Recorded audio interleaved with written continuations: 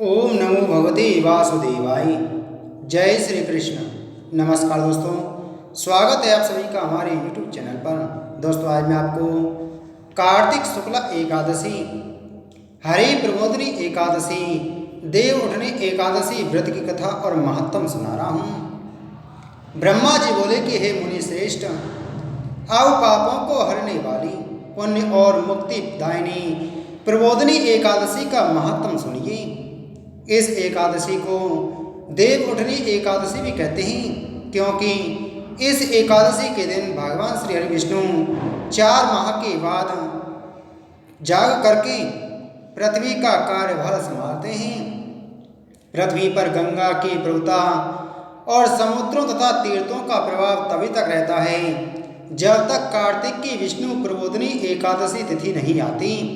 मनुष्य को जो फल 1000 अश्वमेध और 100 राजसूय यज्ञों से मिलता है, वही प्रबोधिनी एकादशी के व्रत से मिलता है। नारद जी कहने लगे कि हे पिताजी, एक समय भोजन करने, रात्रि को भोजन करने तथा पूरे उपवास करने से क्या क्या फल मिलता है, सो मुझको समझाइए। ब्रह्मा जी बोले कि हे पुत्र, एक बार भोजन करने से 1 जन्म और रात्रि को भोजन करने से 2 जन्म तथा पूरे दिन उपवास करने से 7 जन्मों के पाप नष्ट हो जाते हैं। जो वस्तु ना मिल सके और दिखाई ना दे सके वह हरि प्रबोधिनी एकादशी से प्राप्त हो सकती है। सुमेरु और मद्राचल के समान भारी पाप तथा अनेक पूर्व जन्मों के किए गए संपूर्ण पाप क्षण भर में नष्ट हो जाते हैं।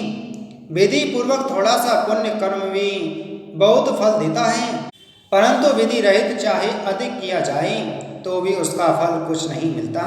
संध्या न करने वाले, नास्तिक, वेद निंदक, धर्मशास्त्र को दूषित करने वाले, पाप कर्मों में रत, धोखा देने वाले, ये सब चांडाल के समान हैं। जो विधवा अथवा सधवा ब्राह्मणी से भोग करता है उसका कुल नष्ट हो जाता है, पर स्त्रीगामी के संतान नहीं होते और उसके पूर्व जन्म के संचित श्रेष्ठ कर्म नष्ट हो जाते हैं। जो गुरु और ब्राह्मणों से अहंकार युक्त बात करता है वह भी धन और संतान से हीन होता है। भ्रष्टाचार करने वाला, चांडाली से भोग करने वाला, दुष्ट और नीच पुरुष की सेवा या संगति से प्राप्त हुए समस्त पाप हरि प्रबोधिनी एकादशी के व्रत से नष्ट होते हैं। जो मनुष्य अपने मन में हरि प्रबोधिनी एकादशी व्रत करने का संकल्प मात्र करते हैं उनके 100 जन्म के पाप नष्ट हो जाते हैं, और जो रात्रि जागरण करते हैं उनकी आने वाली 10,000 पीढ़ियां स्वर्ग में जाती हैं। नरक के दुखों से छूटकर प्रसन्नता के साथ सुसज्जित होकर विष्णु लोक को जाते हैं। ब्रह्म हत्या आदि महान पाप भी इस व्रत के प्रभाव से नष्ट हो जाते हैं। जो फल संपूर्ण तीर्थों में स्नान करने से, गौ, स्वर्ण और भूमि का दान करने से होता है, वही पुण्य इस एकादशी की रात्रि को जागरण से प्राप्त हो जाता है। हे मुनि शार्दूल, इस संसार में उसी मनुष्य का जीवन सफल है जिसने हरि प्रबोधिनी एकादशी का व्रत किया है। इस संसार में जितने भी तीर्थ हैं उन सबके स्नान, दान आदि का फल इस व्रत से मिलता है। अतः और सब कर्मों को त्याग कर भगवान के प्रसन्नार्थ कार्तिक शुक्ला हरि प्रबोधिनी का व्रत करना चाहिए। वही ज्ञानी, तपस्वी तथा जितेंद्रिय है और उसी को भोग तथा मोक्ष प्राप्त होता है जो हरि प्रबोधिनी एकादशी का व्रत करता है। जिसने एक बार भी इसका व्रत किया वह मोक्ष का अधिकारी हो जाता है। मन, कर्म, वचन तीनों प्रकार के पाप इस रात्रि को केवल जागरण मात्र से नष्ट हो जाते हैं।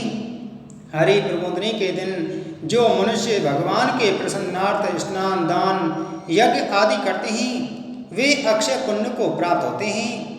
प्रबोधिनी एकादशी के दिन व्रत करने से मनुष्य के बाल, यौवन और वृद्धावस्था में किए गए संपूर्ण पाप नष्ट हो जाते हैं।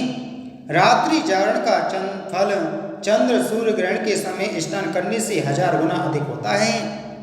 जो मनुष्य प्रबोधिनी का व्रत नहीं करते उनके सब पुण्य व्यर्थ हैं। अतः हे नारद, तुमको भी विधि पूर्वक यत्न के साथ इस व्रत को करना चाहिए। कार्तिक मास में धर्म परायण होकर जो व्यक्ति अन्न नहीं खाते उन्हें चंद्रायण व्रत का फल मिलता है। कार्तिक मास में भगवान दान आदि से इतने प्रसन्न नहीं होते जितने की श्रद्धा पूर्वक शास्त्रों की कथा सुनने से होते हैं। कार्तिक मास में जो भगवान विष्णु की कथा या एक आधा श्लोक भी पढ़ते हैं, सुनते या सुनाते हैं, उनको 100 गायों के दान का फल मिलता है। अतः अन्य सब कर्मों को छोड़कर कार्तिक मास में मेरे सन्मुख बैठकर मेरी कथा पढ़नी या सुननी चाहिए। शास्त्रों की कथा कहने और सुनने से 10,000 यज्ञों का फल मिलता है, साथ ही उसके सब पाप नष्ट हो जाते हैं। जो नियम पूर्वक हरि कथा सुनते हैं वे 1000 गोदान का फल पाते हैं। विष्णु के जागने के दिन जो भगवान की कथा सुनते हैं वे 7 दूपों समेत पृथ्वी के दान करने का फल पाते हैं। जो मनुष्य भगवान की कथा सुनने के पश्चात वाचक को अपनी सामर्थ्य अनुसार दक्षिणा देते हैं उनको सनातन लोक मिलता है। ब्रह्मा जी के यह वचन सुनकर नारद मुनि ने कहा कि हे भगवान, एकादशी के व्रत की विधि तथा महत्तम विस्तार पूर्वक समझा कर कहिए। तब ब्रह्मा जी कहने लगे कि ब्रह्म मुहूर्त में 2 घड़ी रात्रि रह जाए, तब उठकर शौच आदि से निवृत्त होकर दंत धावन आदि करें और नदी, तालाब, कुआं, बावड़ी या घर में ही जैसा संभव हो स्नान आदि करें। फिर भगवान की पूजा करके कथा सुने और फिर व्रत का नियम ग्रहण करना चाहिए। उस समय भगवान से विनय करे कि हे प्रभु, आज निराहार रहकर व्रत करूंगा, दूसरे दिन द्वादशी को भोजन करूंगा, अतएव आप मेरी रक्षा कीजिए। तत्पश्चात भक्ति भाव से व्रत करें तथा रात्रि को भगवान के आगे जागरण, नृत्य, गीत आदि करने चाहिए। प्रबोधनी एकादशी को कृपणता त्याग कर अनेक पुष्प, फल, अगर, धूप आदि से भगवान का पूजन करना चाहिए। शंख के जल से भगवान को अर्घ देवे, इसका समस्त तीर्थों से करोड़ गुना फल होता है। जो मनुष्य अगस्त के पुष्प से भगवान का पूजन करते हैं उनके आगे इंद्र भी हाथ जोड़ता है।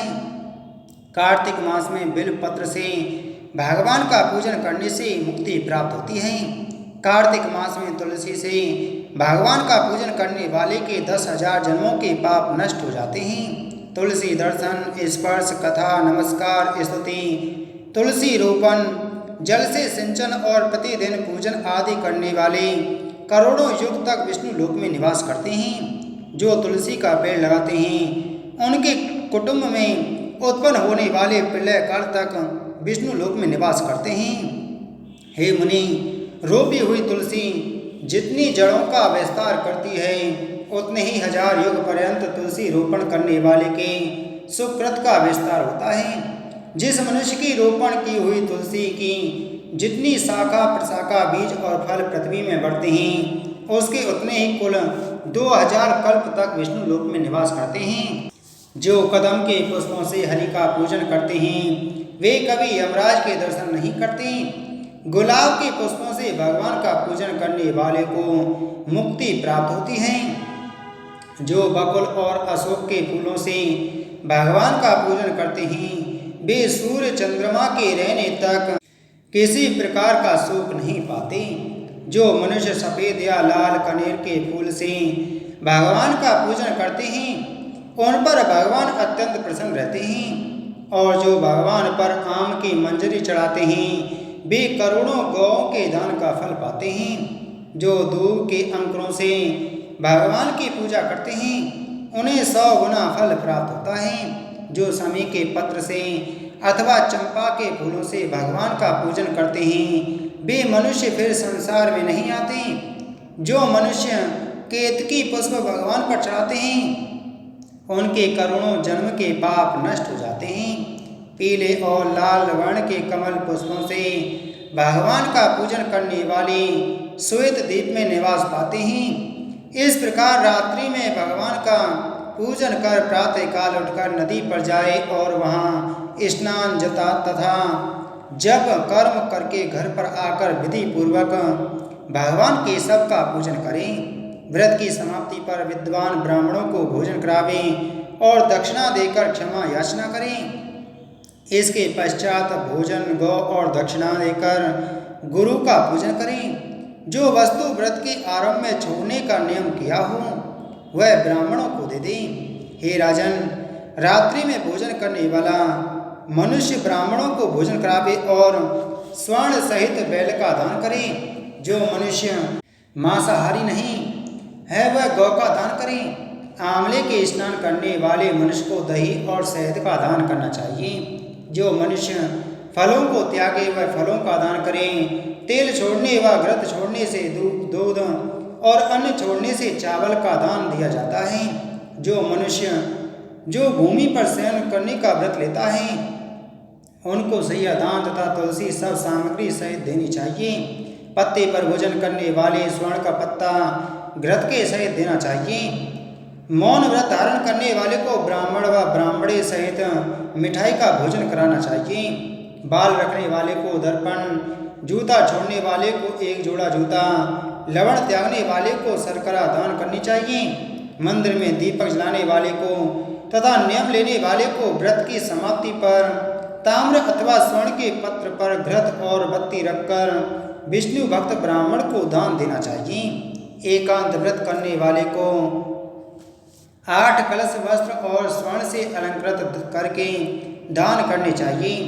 यदि यह भी ना हो सके तो इनके अभाव में ब्राह्मणों का वचन सब व्रतों की सिद्धि देने वाला कहा गया है। इस प्रकार ब्राह्मण को प्रणाम करके विदा करें। तत्पश्चात स्वयं ही भोजन करें। जिन वस्तुओं को चातुर्मास में छोड़ा हो उन वस्तुओं को पुनः ग्रहण करने लगें। हे राजन, जो बुद्धिमान इस प्रकार चातुर्मास का व्रत निर्विघ्न समाप्त करते हैं उनका पुनः जन्म नहीं होता। यदि व्रत भ्रष्ट हो जाए तो व्रत करने वाला अंधा या कोढ़ी हो जाता है। भगवान श्री कृष्ण कहते हैं कि हे राजन, इस कथा को पढ़ने और सुनने से अनंत गोदान का फल प्राप्त होता है। बोलो एकादशी महात्म की जय।